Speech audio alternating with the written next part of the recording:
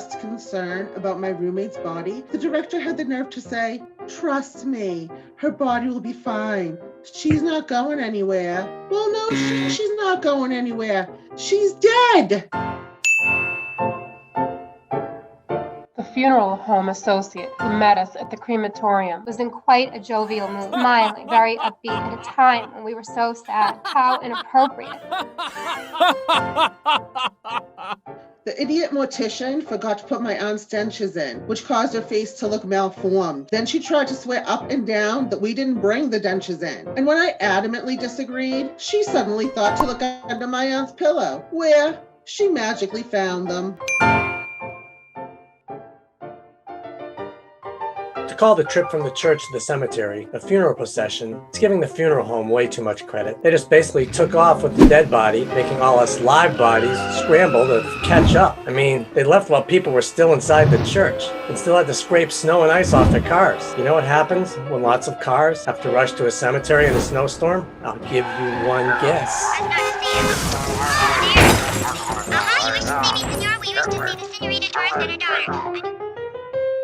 They dragged me out of my own husband's funeral in order to demand $15,000 right then and there. Not to mention the funeral director went from my grumpy to outright angry, literally yelling at my relatives for parking in the wrong area of the cemetery. I mean, can you believe it?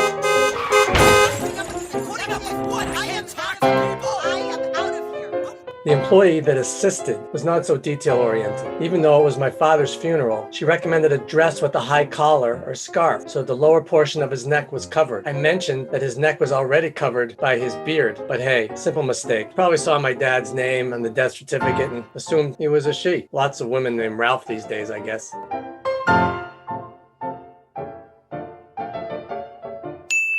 My friend's father deserved better. I understand heavy makeup was needed, but there was a number of places that appeared patchy. They missed a section on the top of his bald head, so it looked extremely pale in comparison. There was also a limp ball on his suit jacket.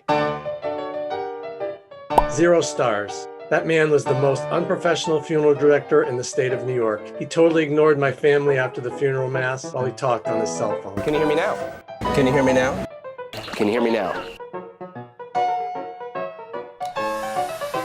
The embalmer did the work of combing the deceased's hair the wrong opposite way. I mean, really?